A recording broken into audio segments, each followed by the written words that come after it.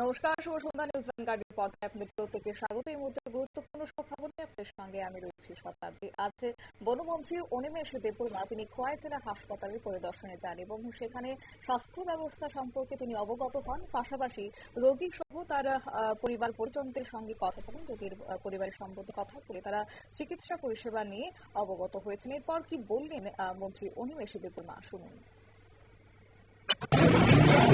সমস্ত পরিবার অসুস্থ এবং ক্রনিক ডিজিজে উনি আক্রান্ত এবং এটার চিকিৎসা চলছে। এলাকাতে আসলাম তখন খবর পেলাম যে এখানে ভর্তি আছে। ভাবলাম যে খোয়াই হাসপাতালটাও একটু দেখি, ডাক্তারবাবুদের সাথে কথা বলি এবং কি অবস্থা এটা খোঁজ খবর।